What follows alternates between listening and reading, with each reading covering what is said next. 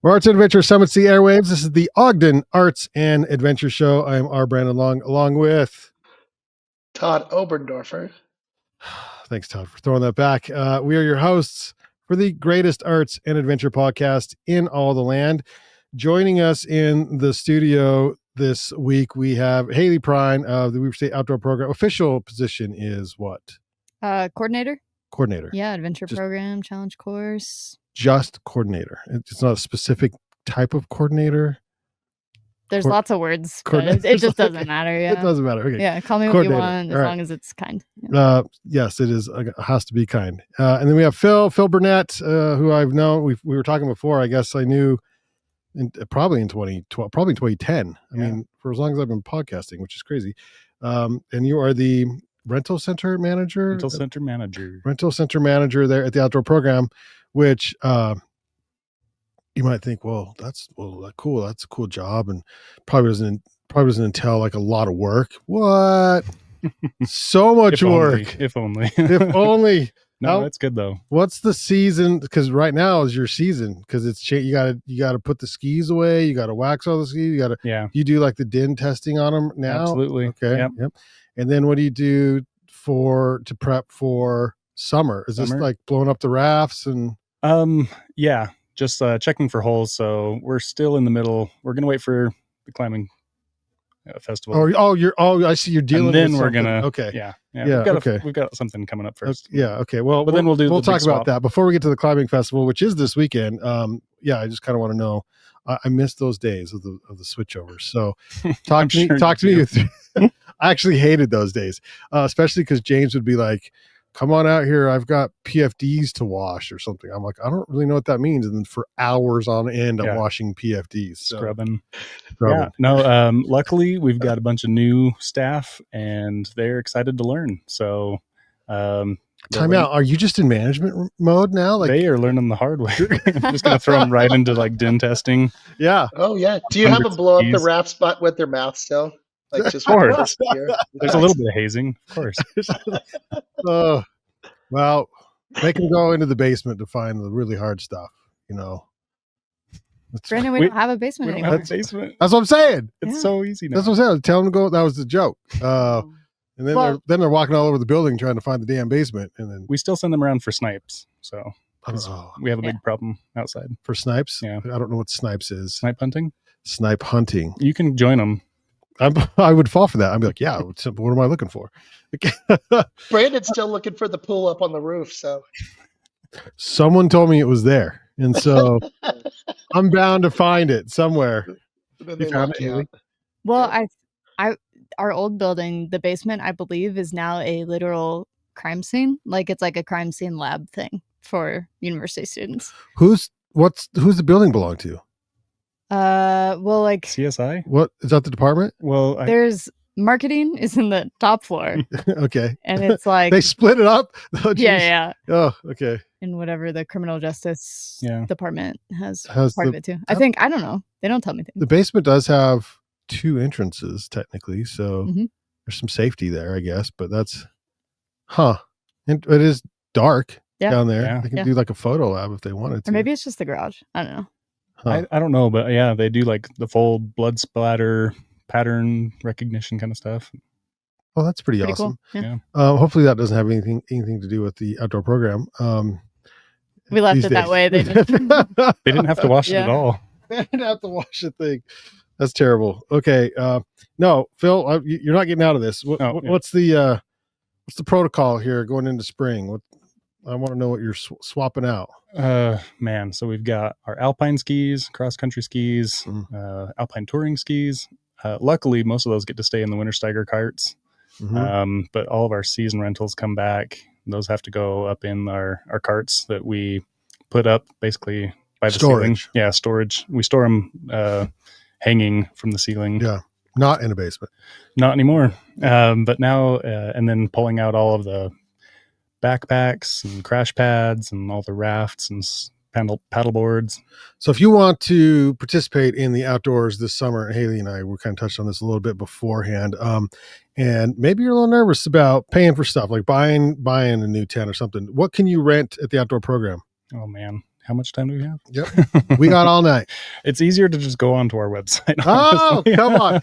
Well, but for the summer, we've got sleeping bags, Yeah. sleeping pads, tents, we've got stoves, and then all the water stuff. Yeah. So we have big rafts, medium-sized rafts, stand-up paddle boards. We have lake tubes and river tubes, PFDs, helmets. We have a brand new mountain bike fleet. We've got some Trek bikes. Yeah, they're so we've got the fuel Trek bikes. They're awesome.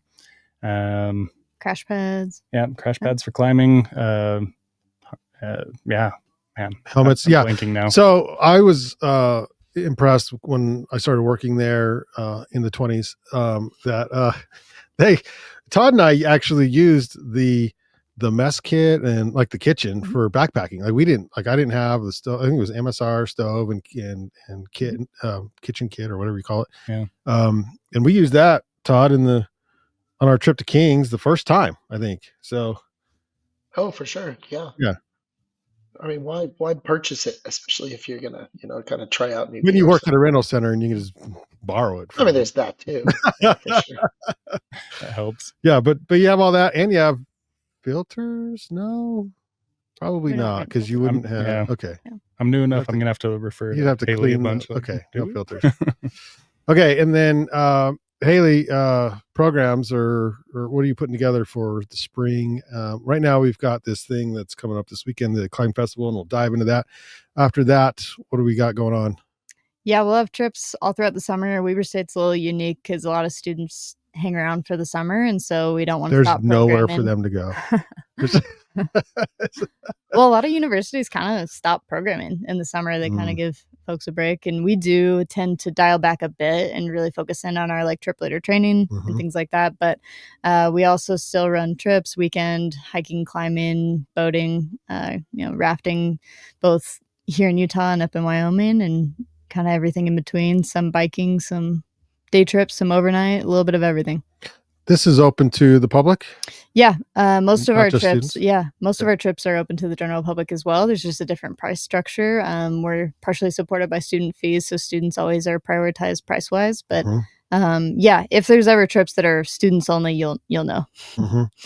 Yeah, there's a couple of them, but those tend to fill fast. So now when I worked there a long time ago, we had problems filling the trips because this was almost pre-Facebook to date, right. And it was like we didn't really have like an email list, like we didn't know how to market, and so it was hard to get people on the trips. So I'm assuming they fill much faster now. Like, how does that go? Yeah, it's the trip to trip. It's really interesting to find out what students are interested in at the time. You'll think, oh, this one's gonna fill up day one, and maybe some of them are a little slower than others, and then others just fill up within the week. So that's good. We try to roll with what we see interest in, and so if we do see some lower registration one season, we may pause or not run as many of those trips for the next season. But yeah, that's a good question, and I'm sort of passing through my head.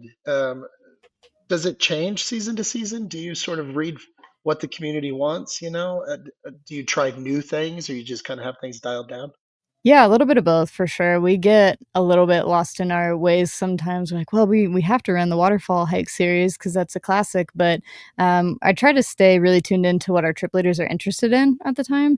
Because if I don't have student trip leaders who are stoked to go out there, then it's not worth running the trip. But things kind of come and go in waves. Our whitewater, we've kept rafting going forever. But see what for she a did while, there, Todd? It comes and goes in waves, and because our whitewater, you just got to ride it. Been on a podcast before or something. Good night.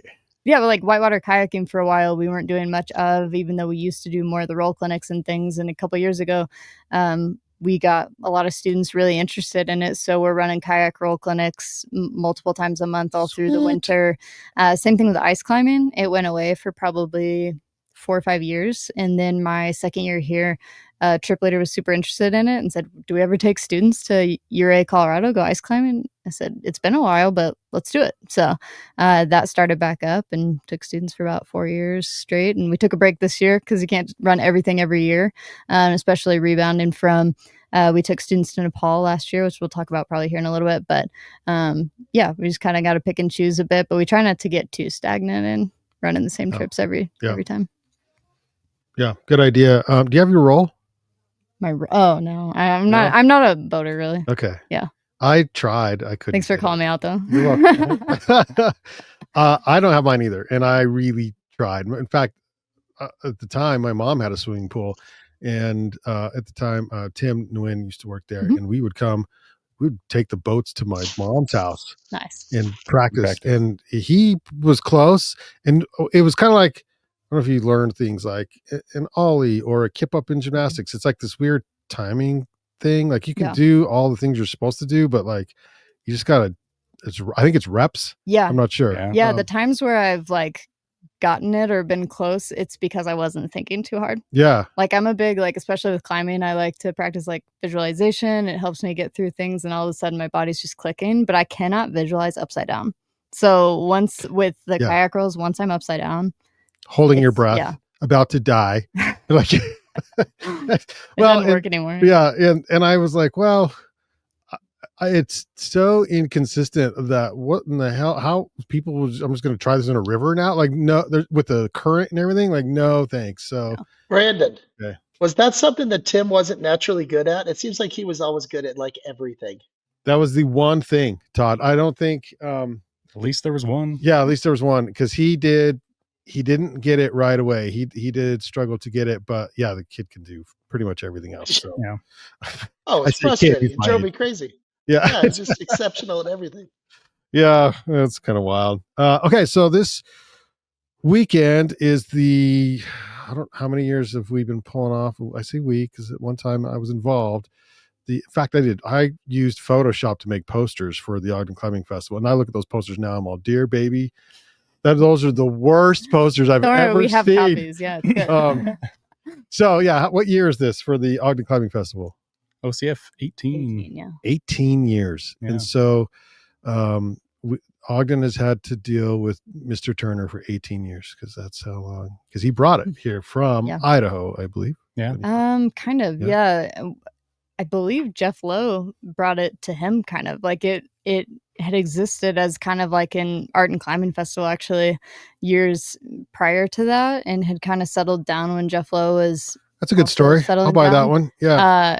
It's too bad Daniel's not here to tell it, because he was there. But when Daniel came on board here, Jeff reached out to him and said, let's sit down. I would love to see this come back and see what you can do with it. So yeah, I think that's when it came back and was kind of that tracked really well. That makes sense. And so this is year 18, Todd. Mm-hmm. My goodness. Wow. I remember when. Well, let's start with the programming. You want to take us through, like, day one, day two?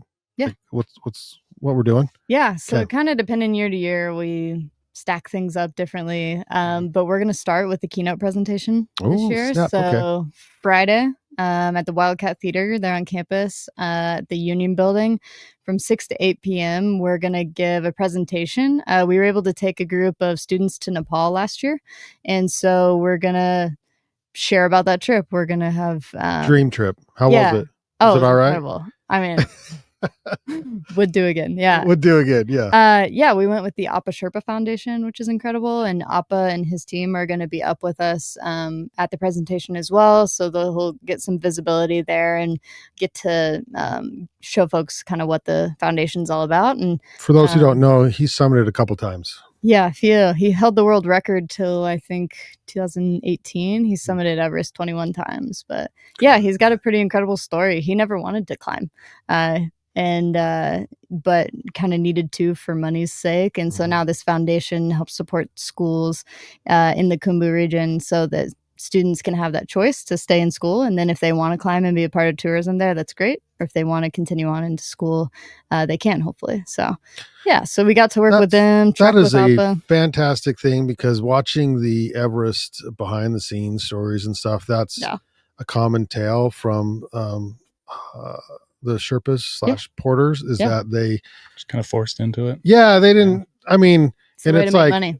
Yeah, we kill to be able to do that stuff. It's like we would love to get there and do that, and they have to, and it's wild how much you It's just so much more money than you can make. And then it's like, but it taints their mind of the outdoors and of climbing and of alpinism. It's like they look at it as, I mean, it is legit a job and a way of life, and something that they didn't necessarily choose. And we're like, oh, but that's a dream. But you fall into it because you're there, and it makes better money than anything else. Wild.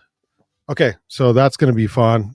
Wow, Friday, and that's what I was going to lead with that because I was going to tell Todd, if you remember, those earlier festivals were in that theater there in the Union Building. Some of those early talks were there, and then I think we bumped out to Union Station and a few other places. Yeah, I remember being able to throw swag from the stage to the very back of the theater. So that was the most. You want to come back, Todd? You need your arm. Yeah, you can throw all the. Dude, that was a huge part of that night. Was how far back you throw those pieces. Yeah, that's so funny. Yeah, I'm glad that hasn't changed.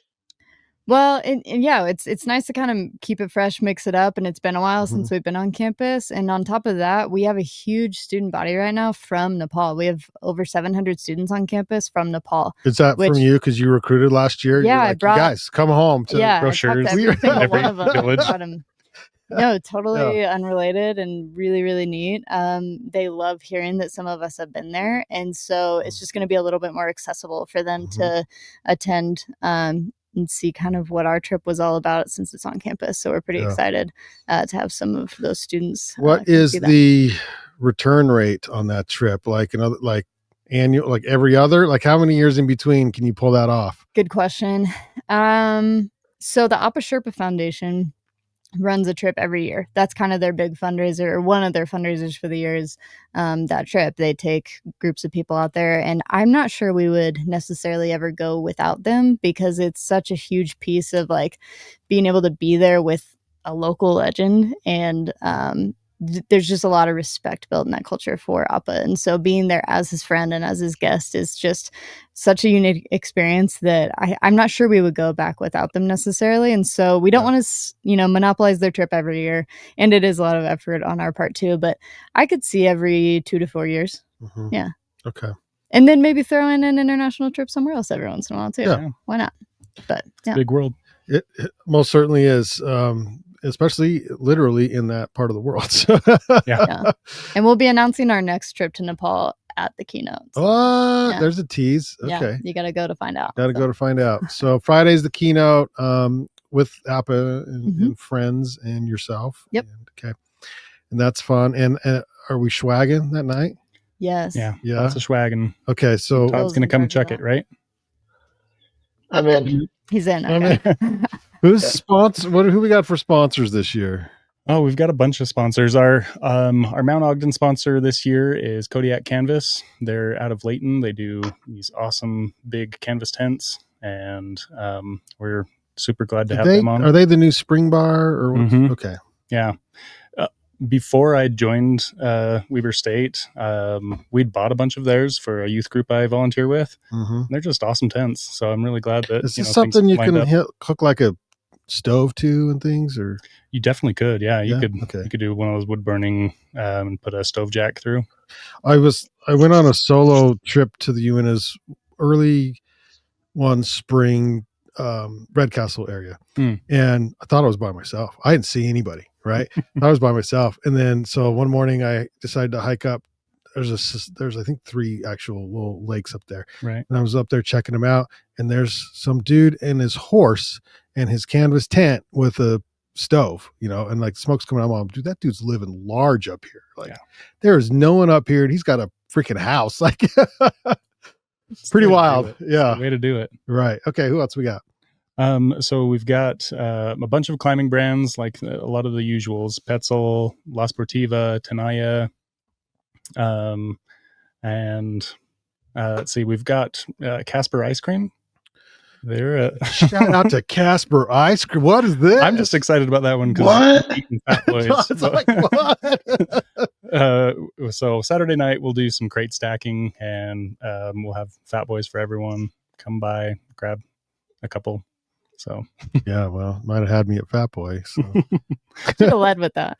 Should have always lead with Fat Boys. No. Nepal's better. Nepal's way better. All right. Anyone else? Liberty Blanket Company. Man, I know those guys. Yeah. Good guy. Yeah. Guy. Let me pull up a list. Okay. Yeah. Pull up a list. Come back to me. And then what are we doing Saturday during the day? We've got a climbing competition at the Outdoor Adventure and Welcome Center. Phil probably knows a little bit more about the format of that, but similar format as we've had in the past few years, where the different groups phase throughout the day, and then there'll be prizes and announcements at the end of the day. What time is that, Phil, for the end? Yeah. So it'll be around 5 that we start doing. Well, excuse me, I should say around 4. 5 is when we start crate stacking. But yeah, so there's 3 different categories: beginner, intermediate, and advanced. Each have like a 2-hour climbing window. So we're starting at 9, and we'll be climbing until 4. Boulder, rope, what are we doing? It's all boulder. Okay. Let's see. There's a caveat to that. But yeah, so like Hayley said, it's a similar format that we've done in the past. There's roughly 50 problems. Each of them have a point value. So if you get to the top of them, you get those points, and then you take your top 5 boulders, and that score will translate to the winner. I was emceeing a boulder comp a couple weeks ago, and the intermediates had like a 4 or 5-way tie, and we had to do like a boulder off or whatever. That's pretty sweet. It was pretty sweet, because then the setters had to pick the route, and then 3 of the top 5, because they only had, it was like one, you only had one shot, and it was whoever got the highest on, and 3, the first 3 topped out. So then we had to go up with another grade and do another one. Yeah. So that's awesome. Anyway, it's fun when they're when the competition is tight like that. But and this is open to the public again, I'm assuming. Absolutely. Okay. Yeah. So we'd love to have as many competitors as we can get, and just have a grand time. There's going to be prizes that we'll throw out throughout the day, and then obviously every competitor gets a raffle ticket, and we just have a ton of prizes. So it'll be a blast. So you don't have to be good even in your category to win. Mm-hmm. Okay. This is good. And then Saturday night, is that close with that'll be the crate stacking with crate the stacking? Yeah. Okay. That's what they call us. Yes. And then now would you say that the crate stacking is also a grand time? Like, would you say it's a grand time as well? I would. If Phil doesn't, I'll say I think that's one of the more popular events. It's fun to watch. It's fun to watch. And we get told all the time, like, "Oh, are you going to do more of that, or can we stay longer?" And so we're going. So it's like a once in a year thing. Like, you don't do this randomly throughout the year. We usually do. We team up with the intramurals as a part of campus recreation, and usually do an event in the fall as well. Okay. So yeah. That's not open to the public though. Yeah. It is? Yeah. The intramurals? Okay. Oh yeah, any intramural. Okay. You want to play intramural dodgeball? They've got a tournament What? coming up. Yeah, me and you. Why did I not know? Yeah. Well, we could be a team. Oh, snap. Todd, our time has come, man. I've been training my whole life for this. Yeah, we were so interested. I'll have to bring out the bag of wrenches, right? Isn't that the so we get back into training again. You can dodge a ball. Yeah, exactly. I feel like I'm out of practice. Oh, how fun is that? Okay, and then anything, so is that a wrap, or are you doing stuff on Sunday? We'll still have some clinics. So Saturday, Sunday, we'll have clinics happening throughout the day. We want people to kind of be able to take part in everything. And so we spread them out just a bit, especially because the facility will be in use on Saturday for the competition. Yeah. So our indoor clinics will be on Sunday primarily. So indoor and outdoor clinics. Yep. What are some of those clinics you're offering? On Sunday in particular, we're doing a rappel clinic, which by the end of it, you'll also rappel off of our roof. So it's kind of indoor, outdoor. This isn't because you're crazy. This is but the for those who don't know, the outdoor program, what's the building called? I don't know. Outdoor Adventure and Welcome Center. Outdoor Adventure and Welcome Center was designed for this specific purpose, so that they could train people that are in, what do you call, like the firefighters and stuff like that. Yeah, all sorts of teams come in for rope access, rope rescue training. It's really neat, even just to be in the facility and kind of interact with all the options that we have there, and where you can rig anchors on most anything. And we've had some really cool groups in there doing different scenarios where you get to, you could be the person getting littered up, and raised all over I the think place, that's so. where I'm at in my climbing career. Like We'll call you put next me in the time. litter. Yeah. Haul my ass up there. I'll just lay right here with my arms crossed and take care of me. And then we also have a canyoneering anchors clinic happening on Sunday, as well as we're doing clinics both days in collaboration with the Scratch Pad that are dry tooling. So they're the dry tooling mixed climbing gym in Bountiful. Yep. It's pretty rad. So we're working with them to do some clinics too, and then trad climbing, all sorts of clinics happening. I love it. I was going to ask you this earlier. Do you run canyoneering trips? Yeah. Okay. Yeah, I just got back from one. Oh yeah, it's that time of year, right? Yeah. Okay. Yeah. Or is it getting too late? Is it? No, it's pretty good. Yeah, okay. I know. So, we ran one in June last year, which is about as late in the season as I would do it, but we spent a lot of time in the shade and in the canyon, so that we weren't out of it. It gets hot. Yeah, we'll usually run 2 or 3 a year. Okay. Yeah. It's funny because I don't think I want to say I ever really enjoyed the canyoneering trips while I was on them. But they're the best photos. But then later I'm like, that was so much fun. Yeah. But I don't know why, but I always felt like it was like, I think I'm going to die, or I'm scared because I'm not a fan of the desert. When I'm just more adept to pines and high altitude or whatever. But then like this desert scenario has different features and different ways it can harm you and kill you, and different bugs I've never seen before. And so I was like, this is wild. I don't know how fun. You're not really selling it, Brandon. Yeah. Well, people should come on these trips. I know. Yeah. This is what they're thinking. That's what you were afraid of. This is what they're thinking. They're like, there's no way I would go. And then you go, and it's like, these things do happen, but then it ends up becoming like one of your favorite trips you've ever had. Like they're like you said, there's the photos, but I look back, I'm like, those are actually some of the funnest trips I can remember. And I think a lot of it has to do too with the group, at least the trips that I was on, like you work together as a group to accomplish it's almost like the corporate things you do now where you have to like team building. Team building only. Like this is real life. Like you got to make it through the canyon. You got to help each other. And so it really does build camaraderie, and it's really, it's a good time. So yeah, for sure. You're literally lifting each other sometimes. Literally, get over the obstacles. No, it's awesome. Yeah. Well, that's great. Okay. Well, congratulations on 18 years of, it's all you guys, so. Yeah, it started when I was born. All my 18 years. Todd will buy that. Yeah. Oh, Todd, did you mute yourself? Yeah. He's just messing with it's probably good because I think I just said that you're so full of shit. So I'm glad I didn't say that a second ago. So that's good. What was my question? Oh, so you two have a little bit many of our listeners would consider kind of dream jobs, right? And sometimes it probably doesn't feel like it, but that being said, it really is, and I know you guys believe that too. Tell me what you look forward to the most each year. Like, is it a particular event or trip or a particular group? Do you love your staff? Do you love your new building? Like, tell me a little bit about the job itself. Yeah, for sure. I'll let Phil think about it. He's kind of getting back into the swing of the industry, which is awesome. Yeah. I think it's really cool that it comes in waves. In waves. Like that again, whether you're on the water or not. Yeah, no, I think you kind of nailed it with, do you love your staff? I think that's a huge piece. And every year I get to run a trip leader training in our spring break trip. Where we go down to the desert, which Brandon apparently hates. Yeah, I don't hate it, but I was averse to it in the beginning because it's all new. It's new, totally. I'm like, oh, this is wild. Yeah. As long as Brandon has his floaties, like if he's got his floaties, like he's fine. That's a good idea. In fact, I use them in the canyons because you never know. Like you get dropped to the bottom. We've had some trips where you need floaties. For sure. In the canyon, yeah, no doubt. No, but just getting to spend time in the desert, away from everything else, and really get to know each other as a group with those new trip leaders is one of the things I definitely look forward to most every year. And then we've also been working quite a bit with Ogden Valley Adaptive, running adaptive climbing programs all throughout the year.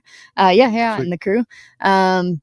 So that's one of the things that I feel like I'm still very passionate when I go and interact and lead those programs. It's something new every time because adaptive programming literally is like you adapting to whatever is going to be best for each participant and making it happen so that everyone can climb. And that's been really fulfilling for sure. And so, yeah, keeping it fresh with those programs, like you said, but also the staff are really the reason why we're here. The students who lead the trips and run the rental shop and do all the jobs, like we wouldn't exist without them, and they're the best. So getting to know them and spend time with them. I just got back from the spring break trip a few weeks ago, and it's definitely a highlight every year.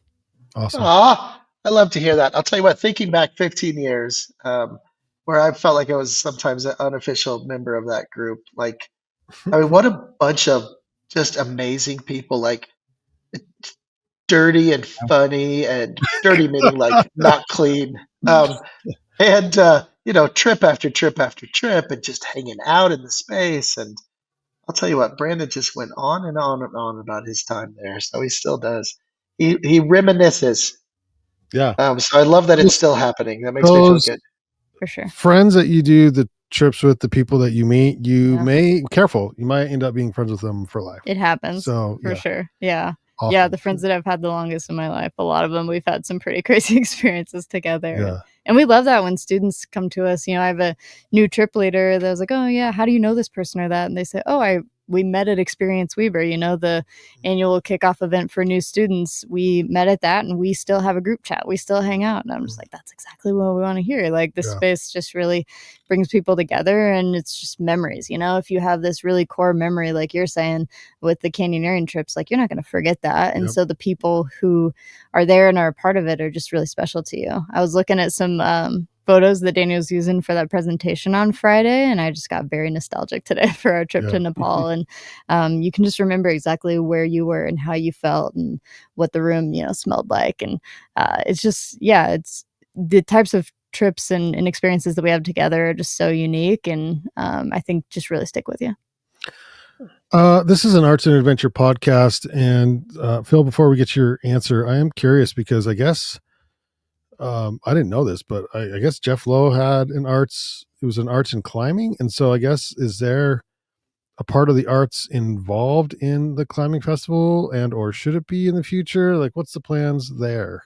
We've asked clinic instructors in the past, like, be creative, even when you're just processing the time with folks, be creative with debriefing and things like that. But we really haven't tapped into that art side in a while. I would say, like, even the presenters, it's always neat to see kind of how they put things together for a keynote presentation, to see, how can we share our experiences. And so I would say that's kind of the most creative we get a lot of the times right now. But I was going to say, sometimes, they'll do film screenings. We've gotten licenses to do things like that. But I agree. We've been a little light on the arts part. Todd, you might have some ideas in the future on something, or somebody who they can chat with in town that can kind of lead them in the right direction or something. Yeah, I didn't even know that was a thing, but I do know that, obviously the idea of arts and adventure, we've sort of made a thing of it. So we see the connection between the two for sure. And I think it's the same kind of person, that's going to really value all of that. And I think that's what Jeff Lowe was really about, was just like community and building that. And so community can come in kind of all forms, but I think that a lot of times the people who appreciate the art and the adventure are kind of the same type of person. One other quick question: the keynote's always been such a big part of the climbing festival, and I know, looking back, even just our involvement over the last 15 years, how many amazing people we've had a chance to chat with and kind of get to know and everything. I love this year that you're kind of keeping it in-house a little bit, right? You're bringing obviously your friends, but that being said, to kind of tell about your own story, that's a great idea. I love that. But then, of course, I'll be excited to, like, who are you bringing next year? Because every year it's like something really exciting. Rub some elbows, brush some elbows. But for sure, we know that, this trip meant a lot to us to make it happen and to carry it out. And the reason why the trip happened was the president of the Alpa Sherpa Foundation, Valerie Littleton, is an alumni of Weber State. And so we started meeting with them in 2019 saying, let's make a trip happen. And then when COVID happened, everything slowed down, kind of paused, but it's just meant a lot to us. And we wanted to make sure that we're able to share it in a meaningful way. And so that's what we're hoping to do this Friday, but then also build an excitement for the next time we run a trip like this. So. Oh, it's like a pre-sale. Yeah. All right, Phil. What do you love about the outdoor industry and working at the outdoor program? Well, let's see. So I actually left the outdoor industry for a number of years and was doing a career as a quality engineer, but kind of like what guys were talking about this community that builds around these adventures. That's always been a part of who I am and what I really love. So when Daniel gave me an opportunity to come back to the outdoor program, I jumped at it because this is what I love. I think what we really want to know is how adventurous are the engineers and what do they do for a good time? And would you say it's quality? No, definitely not. They're all in their little silos. Not a whole lot of interaction. You did kind of breeze straight through that quality engineer part. Yeah. It was a 10-year thing that it's over. It's good. That was a long time. Yeah, it was a while. And I had a good time. I got to do medical device and then some dietary supplement companies. Learned a lot and really enjoyed that whole thing. But I really love, now that I'm back in the outdoor industry, working with, trip leaders and my rental staff, getting to show them, I don't know, I'm a gearhead. I'm really nerdy about how things work and how to take care of them. And it's fun to get to kind of transfer some of those skills and teach people, especially we have this little motley crew. You called them dirty and what was it? Yeah. Anyway, I think I focused on the dirty part. You really did. They're usually clean at the rental center, just so everyone knows. Oh, stinky. I think stinky is probably another word I would. No, definitely not. But this little motley crew, we have tons of different interests. Where we work with student staff, they have all kinds of different majors. They have different pursuits that they're studying, and it's fun that we all have something in common, that we're all really passionate about one aspect of outdoor adventure or another. And I don't know, getting back into that has been stellar. It's been 4 months, but I've really been enjoying it. That's not too long. 4 months. Yeah. I do know some engineers that get a little wild. So yeah, I think it's maybe I was on the I was on the quality side of that. You're on the quality side, yeah, for sure. They got to it's so strict during the week. You just got to go crazy on the weekend or something. So good stuff. Okay, so and then if people want to be involved in the outdoor program, they want to rent, they want to go on a trip, what's the best way to look that stuff up? Weber.edu.edu/outdoor. Yeah, well, that's hard. Okay, it was for me. The URL hasn't changed in 100 years. So it never will. We're pretty engaged on Instagram, Facebook, that sort of thing. Or we're not. We're lucky. That's new. I don't know if you got a new Instagram person in the last year or something, but much more stuff going on there. So yeah, we've had some awesome marketing coordinators since I've been here that have really built it up to be something really useful, and I think the students especially can engage with and find their place and find what's going on. It's kind of wild though. We still hear people all the time like, "Oh, I saw it. I'm here because of a poster." Like, man, the old classics still work. Or like 100%. An email. If I reach out via email, somebody's more likely to do it than if they see it on Instagram. But they need to see it so many times, right? So like, I saw it here, I saw it there, and now that you emailed me, now I'll register. So we didn't have an actual marketer when I was there, and so Brandon, it was still dial-up internet when you were working there. It was probably dial-up. Yeah, and in fact, I can't claim I started the Facebook page, but it was around that time. I'm like, I very well could have. Like, it was like, it was around then. But the marketing for that was, and the nature center is very good at this still, is you print the posters and you put the posters in all the restaurants and bars or whatever windows around town and the trailheads. You go to all the trailheads, and that's where like, while you're putting your backpack on or whatever, you're getting on your bike, putting your gloves on at the trailhead, you see the poster. Yeah. Canyoneering trip. Yeah. Canyoneering trip or climbing festival. So yeah. Well, good luck this weekend. It'll be awesome. Sounds like things are filling up. So this is dropped. It's Thursday afternoon. So you do have a few hours, I guess, to still Yeah. get involved? Okay. Yeah, check and see what clinics still have spots open. It'll say, sorry, it's full if it's full, and we'll take people basically up until it starts. So awesome. Okay. Welcome back to the outdoor program, the outdoor industry. Phil, anything else you want to say? I found that list. Okay, good. Yes, let's all those ones that like dropped off my. Yeah, so these are the sponsors of the climbing festival. Yeah, we couldn't do this without them. So I apologize if I forgot your name, but like I said, our Mount Ogden sponsor is Kodiak Canvas. We've got Nivis Ski Company and Momentum and the Scratch Pad Climbing Gyms. The Momentum sent a bunch of setters to do some of our problems, so we've got some really awesome, fun problems. And the Scratch Pad is putting on some dry tooling clinics. And the caveat on the bouldering competition is there is one roped climb, and it's a dry tool route. And we're probably going to put some big points on that just because it's fun, different, and exciting. Sweet. We've got Kiva outdoor packs or Bayal. We've got a Element. They do the zero sugar hydration. Oh, LMNT. Yeah, that's LMNT. A big one. Yeah. Oh, right on. Like I mentioned, La Sportiva, Petzl, Fat Boy, Avant Climbing, Escape Climbing, Zamberlin, and Tenaya. So sweet. Thank you to all of you. I'll take a brand new pair of Zamberlin boots, please. Yeah, come. We've got a pair to throw. Oh, man. No way. Well, thanks so much for being here, and good luck this weekend. Todd, you don't brag enough, but I've heard really good things about you this last week here. So do your best to tell us how good you are at your job. Oh, the space? Is this what you're talking about? Yes.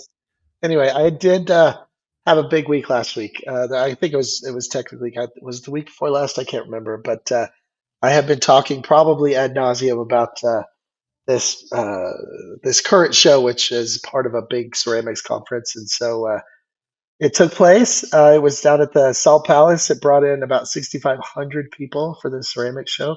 So a lot of ceramics nerds were in town. And so a lot of ceramic incredible. nerds. Wow. That's crazy. A lot. And so pretty much everywhere from Logan to Provo and everything in between were showing just ceramic shows. My space, Finch Lane Gallery, was lucky enough to have what we call this featured exhibition, which was directly tied to the conference. And attendance was high, to say the least. And so over the course of the 4-day conference, we saw about 1,200 people in our space, which is just huge numbers, especially considering it's I'll spin the camera around here just a minute, but the capacity is probably like 300 or something. So that just kind of tells you where that is. And then just breaking left and right, sort of some of our records. But this show wraps up this week. In fact, on Friday. So you're gonna have like one day after you listen to this to come check out this show, and then forward and onward to our next. And so we have an amazing group show put on by this amazing woman named Roxanne Gray and her organization 801 Salon. And so that's going to be represented by about 14 artists. And then in my West Gallery is an artist named Madeline Zundell, and she is a young painter that is exceptional. And so if you want to kind of keep an eye on some of our best, they're all going to be here. And so that opens on, I believe, April 18th. In fact, I'm sure it is. That's a Friday. So that's Salt Lake City's Gallery Stroll. Thanks for pointing that out. It was a lot of work. I will be happy once this ceramic work, which is very fragile, gets reshipped and sent to either it gets sent to either the people that purchased them or back to the artists. So once that happens, then I'll take a big breather. So. Yeah. Are kids allowed? Of course they are. I might keep an eye on like your kids, but the rest of them I trust. It's just fine. Yeah, no, that's what's great about this show is it's represented very well. And so that applies to all of our exhibitions here. All of the gallery rules apply, but I'll tell you what, that's a good sort of lesson to teach your kids is a space like this. So we are a community art space. That's what's great about the Salt Lake City Arts Council and what we do. So thanks for asking about all that. Yeah, congrats. That's a big deal. Well, that is it for this week's show. Thank you to Banyan One for powering today's episode of the Ogden Arts and Adventure Show. You can listen and subscribe to the Ogden Arts and Adventure Show on YouTube. And you can find us on Facebook, Instagram, Apple Podcasts, Spotify, and we have a website, thebanyancollective.com. If you want to be on the show and you don't know who we are, slip into my DMs at Ogden Adventure, and we'll invite you on if should you fit the criteria, right? It's a great time. Okay. Yeah. It's awesome. Haley, I appreciate that. Brandon's a great host. Thanks. See, they're buttering me up already. If you found value in this podcast, give us your life savings at buymeacoffee.com/Banyan Media. Just upload it there and we'll take all of it. So thanks. This week's Outdoor Jukebox is Cooper LaValle. We'll see you on the next Ogden Arts and Adventure Show. See you. Well, my train's going down the track. This be the last night of easy sleeping. Yeah, my bus is leaving for the next town. This is the last line by which I'm pleading, for my train pulls me down. Baby, I ride with the devil on my back. This is the last night of easy sleeping.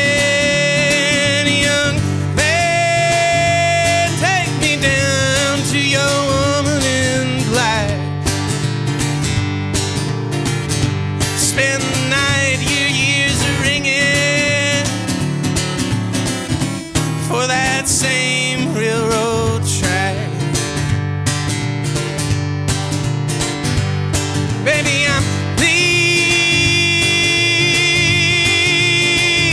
for good this time.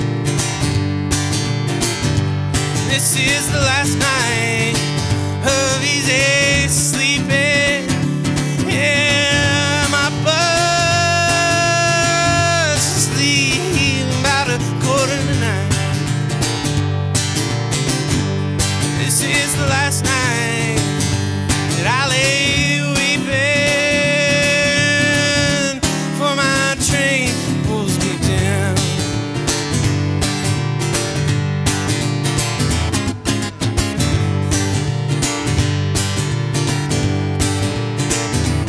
Oh, my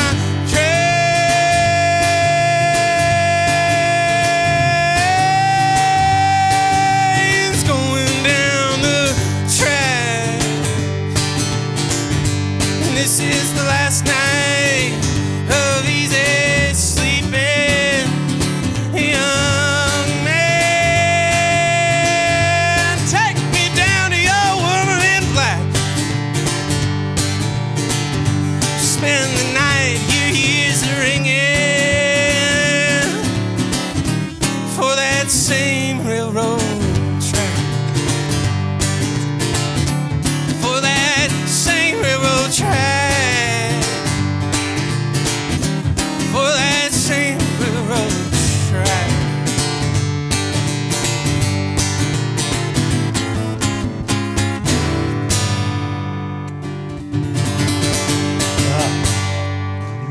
Yeah. Cooper LaValle on Van Sessions here at the Monarch building.